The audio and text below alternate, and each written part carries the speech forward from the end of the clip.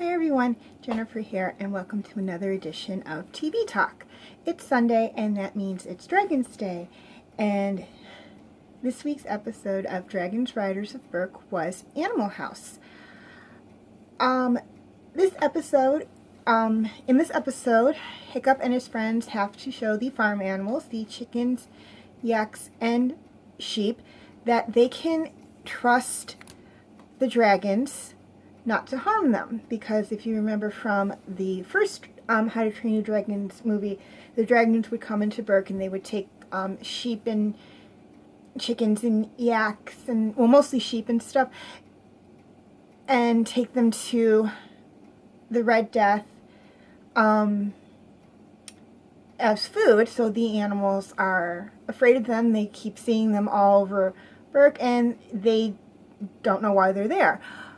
To complicate matters, a big storm is coming and they don't know how bad it's going to be and when they will be able to go out to hunt and fish. So they really need the farm animals to trust the dragons, because the yaks have stopped giving milk, the chickens have stopped laying eggs, because of their fear of the dragons. And in the end, the dragons are actually able to show the animals that they can trust them, and thus getting things back to normal on Berk. What I liked about this episode is that they explore a little bit more the dragon's protective instincts. We see it a little bit in the first movie, when Hiccup is facing the monstrous nightmare in the arena, trying to show everyone that they can be friends with the dragons, and the monstrous nightmare goes to attack him and Toothless comes and protects him. We do see that, and then again with the Red Death, where Toothless saves Hiccup. So we do see that protectiveness in the dragons. In the first movie, they just elaborate on it a little bit more in this episode, and explore it a little more. We're introduced to a new character, Gothy. She does not have a voice actor, as she is a mute character. She is the village wise woman. And she communicates by drawing symbols, and Gabber is able to translate the symbols.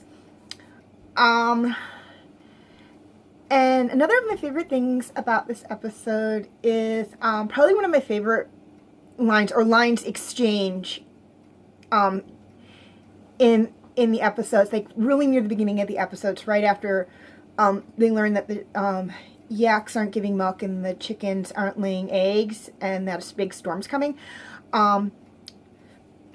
Excuse me. The twins come to look for Hiccup, and they say, one of them says, your dad's been looking for Tough Nut, I believe. I always get their names mixed up, but I believe the Tough Nut was the brother. Says your dad's been looking for, and then his sister, Rough Nut, says he looked angry, and then Hiccup says, well, he's looked angry since the day I was born, but I'm sure there's no connection. That's just one of my favorite lines in the whole movie, or like I said, exchange of lines in this whole series. And I said the dragons show their protective instincts actually twice in this episode. Toothless and Stormfly show it near the beginning of the episode, when they're out with Hiccup and Astrid having fun. The dragons are sliding down a mountainside on their stomachs, and Hiccup and Astrid are on their backs, like they're sledding down this mountain and just having fun in the snow, like a bunch of kids. And they get caught in an avalanche, and Stormfly and Toothless protect them from the avalanche. And then again at the end, they protect all the dragons, protect the kids, and then Stoic and Gabber, and then the animals from the storm.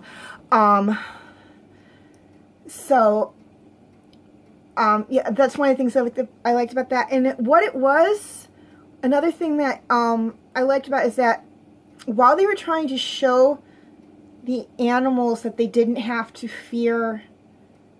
be afraid of the dragons, it took the dragons and the animals actually working out their own